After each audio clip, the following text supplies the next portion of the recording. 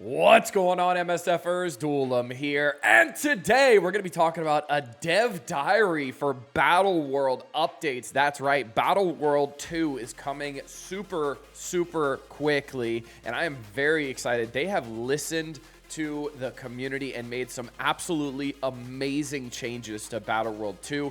And no, it does not involve Spec Ops coming back as well, so that is pretty awesome. So some of these changes are really nice, and it may actually make the game mode kind of fun, honestly. Like, some of the changes actually look very fun as well as player friendly. So let's get into it. We know everyone has questions about the future of BATTLEWORLD, so today we're handing over the Marvel Strike Force community blog keyboard to our game design team for a special blog. They will walk us through the plans for the new Century BATTLEWORLD. So greetings, Commanders. I'm one of the designers working on MSF. You can call me Deskcap. Cap to my friends, but no relation to the shield-throwing heroes. Today, I'm excited to announce the next BATTLEWORLD experience in Marvel Strike Force, Century City. And you see here, it is still 4 waves. Now it does say the time remaining here is at 18 hours and 48 minutes. So that doesn't confirm or deny if it's going to be 48-hour sieges or if it's going to be 24 hours for each zone. So I'm kind of curious to see that and see where that's going to end up landing. But it is 4 zones again, ending obviously in the Century boss fight on the far right here. So as with our previous BATTLEWORLD, The Abyss, Century City is a series of 3 zones filled with missions to play, culminating in an epic boss encounter, this time with Century and his dark counterpart, the Void. By completing missions in each zone, your alliance accumulates the victory points needed to progress, defeat the boss to earn shards, and unlock this powerful character for your own roster. And then there's Century here. You got the little boss health bar here.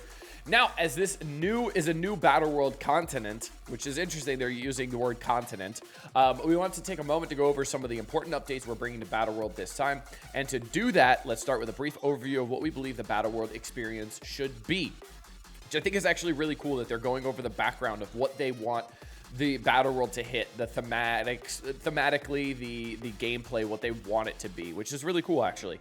First, BATTLEWORLD should be a strongly thematic feature as you work your way towards a powerful enemy boss. One could imagine the progress through zones as the Marvel Comics battles leading up to an epic confrontation with the final boss. Pretty much, yeah. Second, we want BATTLEWORLD to be a feature where your individual effort leads to collective progress, so obviously working together with your alliance.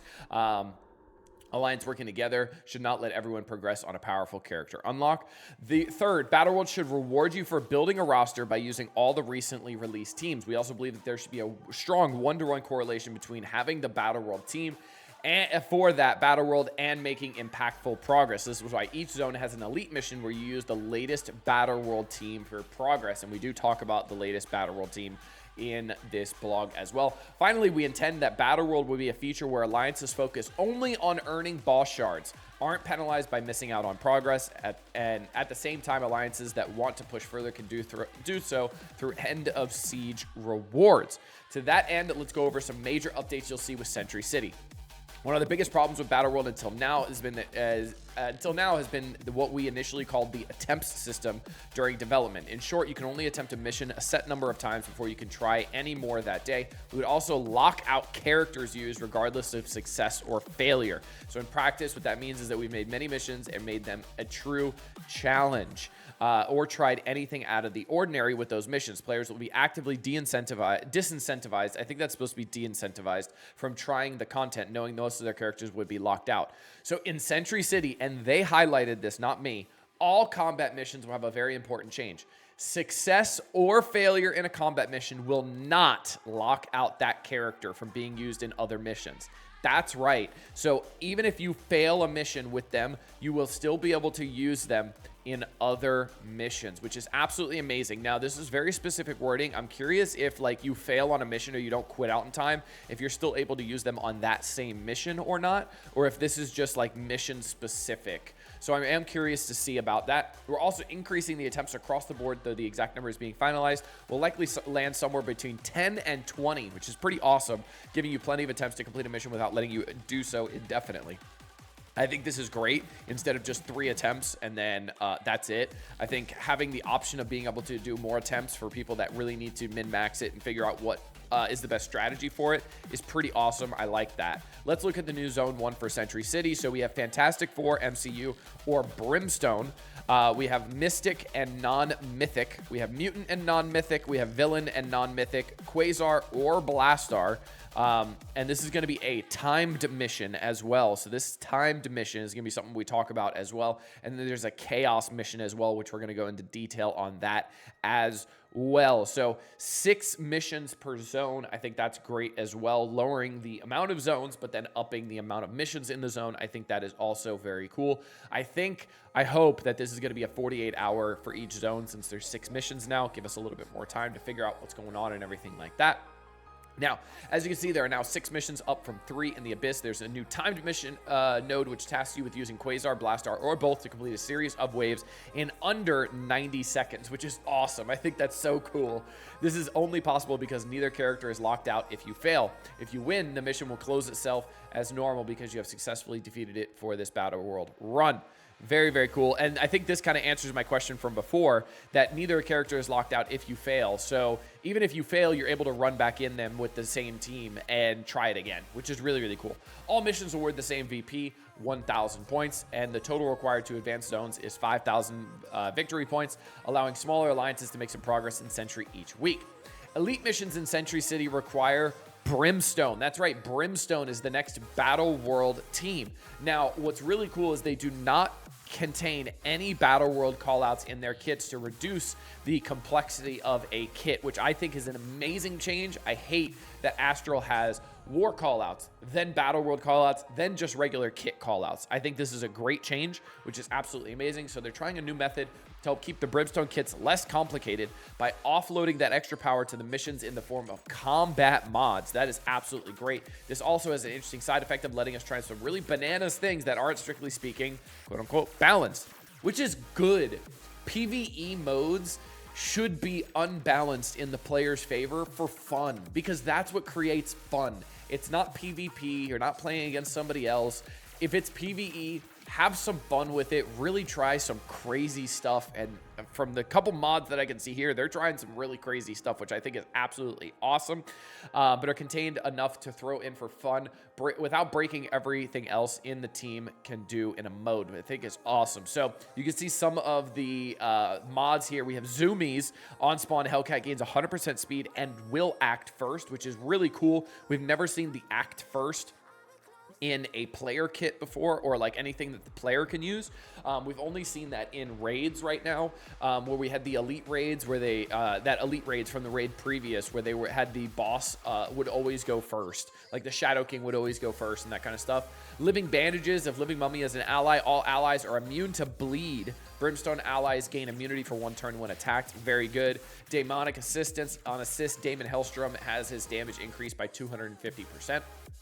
What I'm also noticing here is in the Elite mission, we have Fantastic Four MCU as well. So I'm curious to see if they're going to keep the Fantastic Four MCU even after Brimstone is fully released, or they're going to remove Fantastic Four from that and only have Brimstone once they're fully released as a team. Kind of like they've been doing with the raids, where they've been adding in Insidious 6, and then you can't use Orcus anymore. So I'm curious to see what ends up happening with this, because I don't like the idea of taking away Fantastic Four, but I also don't like the idea of being able to get through it with Fantastic Four and not needing to use Brimstone eventually, right? Because you want to be using the best, newest team, and I don't think it would be the best to keep Fantastic Four as a team that can do it.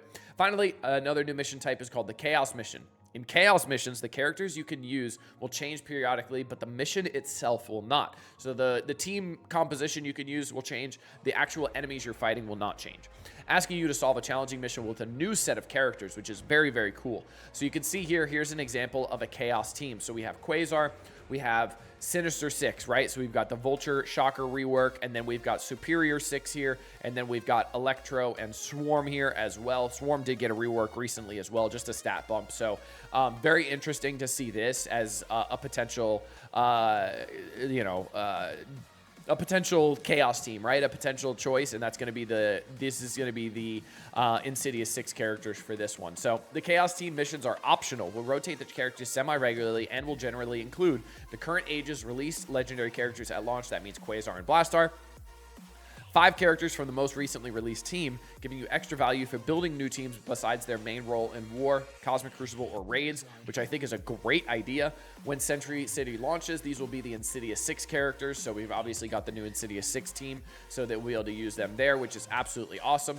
And then up to 8 other characters that have synergy and can work together. This group provides some theory crafting each time we change up the Chaos Team traits. We are also looking at curating some of these via fan votes or other methods, which I think would be awesome. There are various challenges to doing this, so for the moment we aren't committing to that, but that sounds like something fun. Let us know, and I think that sounds awesome. I think that sounds really, really cool. That sounds like something that could be really fun for the community to really figure out what's going on, and also maybe get some dream reworks, right? Like using some really old characters, maybe throwing in like Bullseye in there for like a Daredevil-esque team and getting that going and stuff like that. Maybe they can integrate the rental character system into this so we don't have to worry about building like trash just for the Chaos team. I would really like to see that. In order to make these Chaos missions interesting over months of Chaos team changes, we'll add the ISO 8 poker mods created for the recent Hellfire Club Danger Room. These mods are independent of team or traits and focus on the ISO 8 classes of the characters you bring, allowing you to have a lot of agency and theory crafting possibilities. So I think that's also great. Where like if you have like 4 healers or whatever, I think you started with extra ability energy, or you started with like extra speed, whatever it was. So I think this is really cool to change things up a little bit. Finally, a word about the boss. The final boss of Century City is, I'm sure you'll be shocked to learn, is Sentry. Yeah, and Void.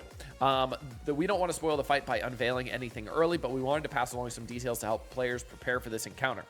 First, while we remove the character lockout from combat missions, it is still present for the boss fight, which I think is good. You don't want to use the same boss team 3 times in a row, which is what they talk about here. Defeated characters in a boss battle are still subject to the 1 use per day rule, which I think is great. Second, as we did with Null a few months ago, the Sentry boss fight will have a 5-minute timer. Also great, that needs to stay. Third, while Astral is still very powerful in Battleworld, they may not be the best team against Sentry. Be careful and choose your abilities wisely.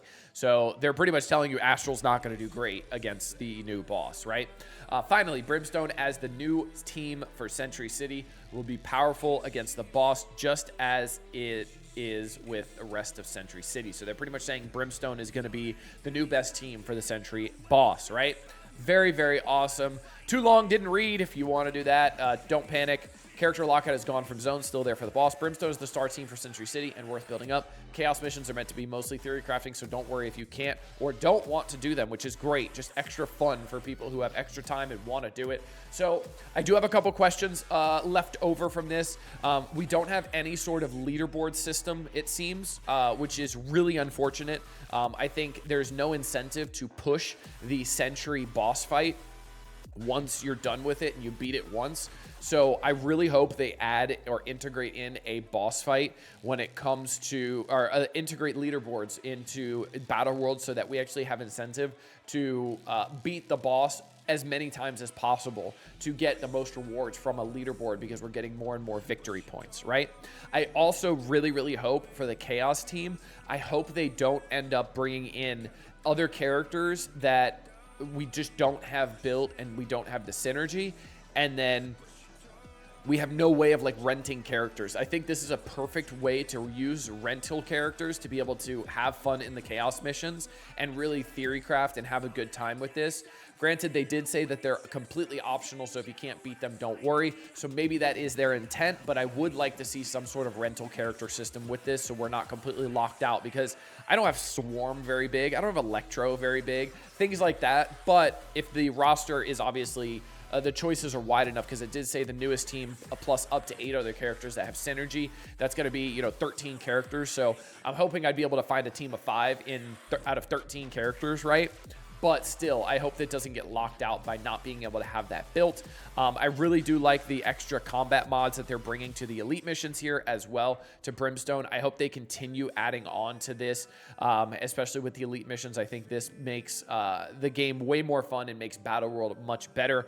It's very interesting that Brimstone is the next team as well, but I'm very, very, very excited. They also did not talk about anything related to rewards, what the rewards are going to be. Is it going to be purple ISO 4 and 5? Is it going to be gear tier 20? Is it going to be both? Is it going to be something else? Are we getting shop credits from this? What are we getting from this game mode? So a lot of questions still yet to be answered, but honestly, a lot of questions were answered in this blog. So kudos to Scopely for this. I think they made some absolutely amazing changes to Battleworld 2, and I'm very, very excited to see how it's going to play out, how these chaos missions work, as well as how good the Brimstone team is, and what kind of combat mods are going to be thrown at us on top of the ones that we see here.